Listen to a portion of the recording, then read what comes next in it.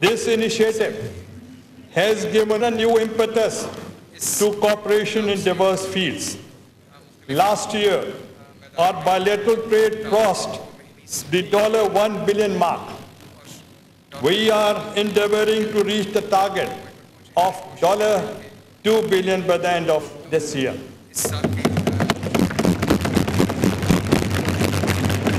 The currency swap agreement signed in November last year is a major step in this direction. Tomorrow, I would co-chair with my brother Prime Minister Erdogan the second session of the HLCC. The first session was held in Ankara in December 2010. The HLCC is a unique forum of representing a virtual joint sitting of the cabinets of the two countries.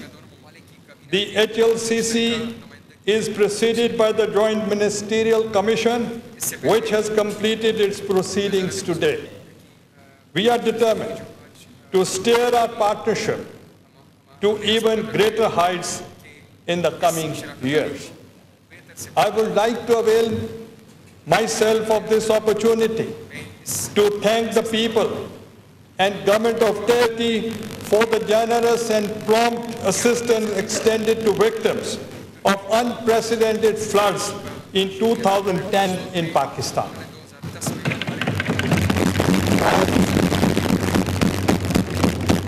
While Prime Minister Erdogan was busy in his important domestic political affairs at the time of floods in Pakistan, he sent his family to Pakistan to show solidarity with the affected people and to personally supervise relief work being done by Turkey.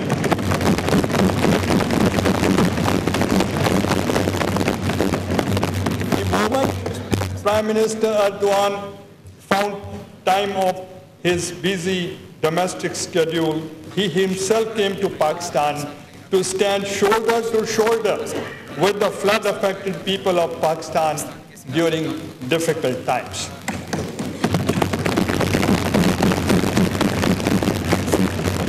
Let me once again extend a very warm welcome to Prime Minister Erdogan, Madam Emine Erdogan, and the distinguished members of the Prime Minister delegation to Pakistan.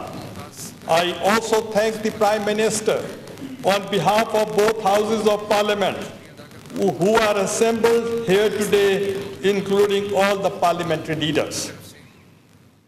In the end, I say, Pak Turk Dostlo Yash Hasan.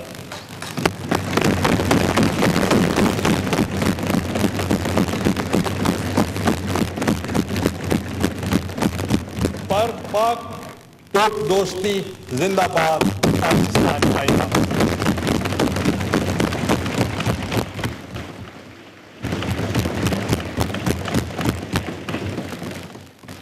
Now I request the Leader of the Opposition in the National Assembly to present vote of thanks to the Prime Minister of Republic of Turkey.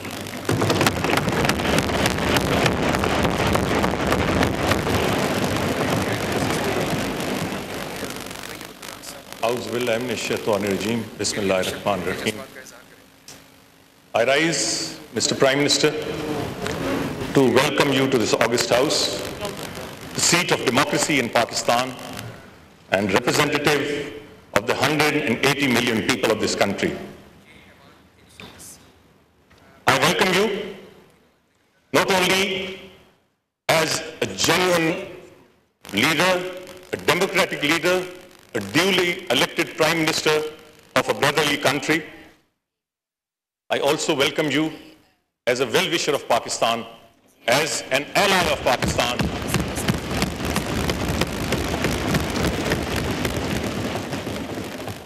As an ally of Pakistan and as a very, very dear friend of Pakistan. Mr. Prime Minister, you come to Pakistan at a very difficult time for us. My country is not only in the eye of the storm internationally, But even within Pakistan, we are faced with serious differences and very deep political divisions. I'll be frank and say that were it not for your presence here today, probably we, the opposition, would not have been able to sit across the aisle on the other side of the government benches, given what has happened in the last few weeks. But your presence here changes all that. It is in deference to you that we have put all political differences aside. When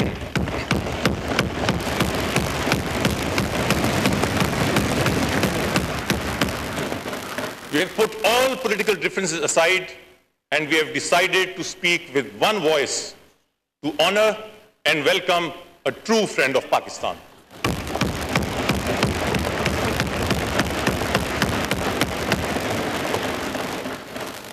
In other words, Mr. Prime Minister, our feelings for the brotherly people of Turkey and our regard and respect for your leadership transcends all political concerns and political interests. This is in line with what the people of Pakistan would like us to act. The people of Pakistan view Turkey as a time-tested friend, a country which they can always depend upon, and a nation with which they have deep-rooted historical, spiritual, and nationalist bonds.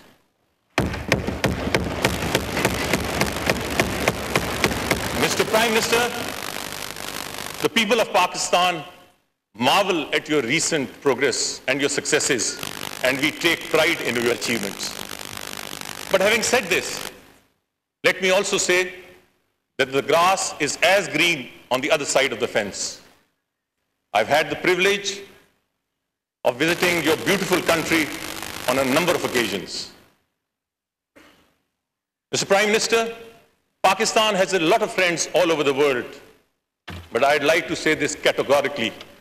Nowhere in the world, I know of no country, no city, where the word Pakistan and Pakistani evokes the kind of positive response as it does in Turkey.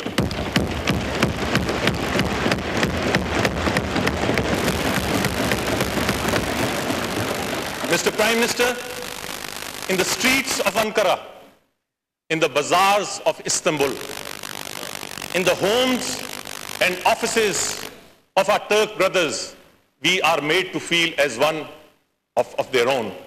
We are made to feel as we are part of them. We are made to feel as we are not strangers from another country. We are part and parcel of their country. We are part and parcel of where they belong.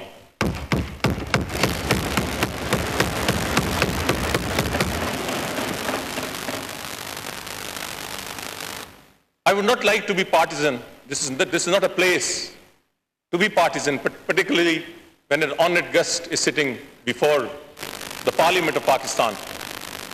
And I'd like to state on record that over the last 60 years, every government has consistently, whether in Turkey or in Pakistan, whether it's a democratic government or, unfortunately, a military government, every government has tried its best to strengthen Pak-Turk relations. And over the last 60 years, the relations between Pakistan and Turkey have always been consistently good. But allow me to be partisan. The boost and momentum which Pak-Turk relations have achieved during your term of office has been out of this world. It has been enormous. It has been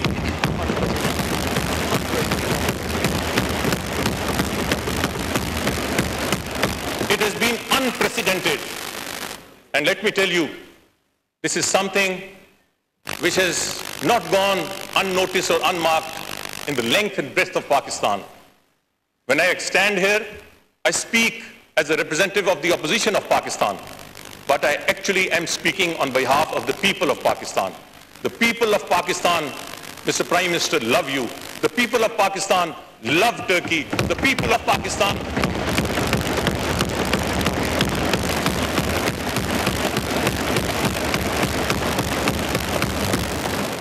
whenever any calamity hits this country, our Turkish brothers and sisters are first on the scene. Whether it's the floods, whether it's the earthquake, the Turkish brothers are first on the scene. If it's development that we need, if it's international support that we are looking out for, or it's just plain political advice, Mr. Prime Minister, we know that Turkey is a brother we can count upon, and Turkey over the years has never ever let us down.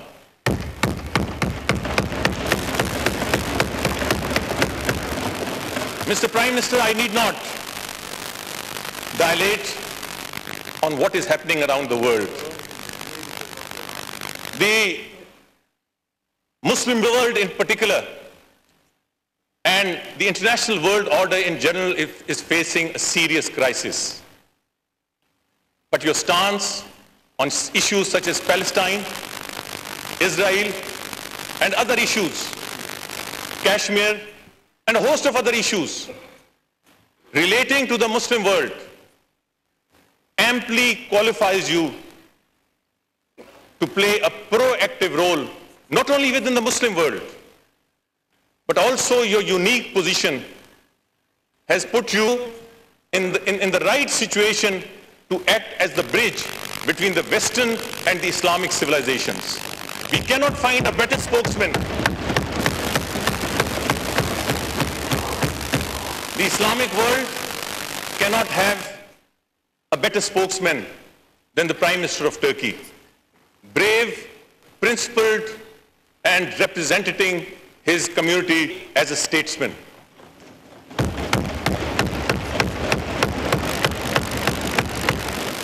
I need not tell you, Mr. Prime Minister, you would be more convinced than I am that the Islamic world needs help.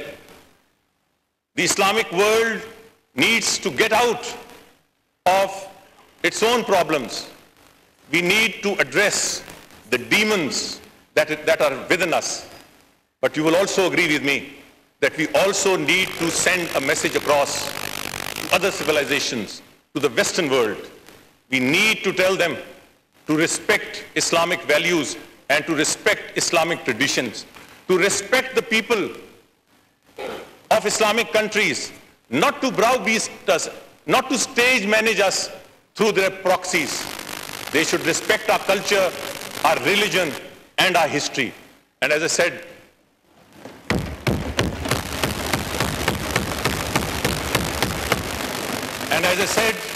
nobody is better equipped to carry that message than Your Excellency. You have been doing that, but I think the time has come to take this effort to a new level. I'll end my vote of thanks and my welcome with a request to you. I request you, Mr. Prime Minister, to carry a message from the Parliament of Pakistan and from the people of Pakistan.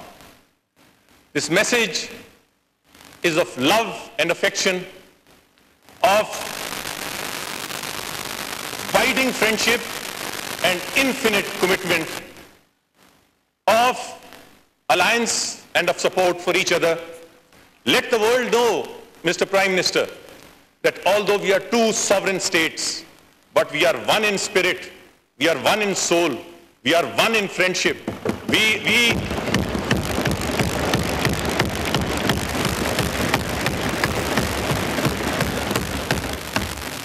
We are one in spirit, in good times or in bad. Mr. Prime Minister, let us all come together, all of us, and let us face the world and our problems together. I thank you.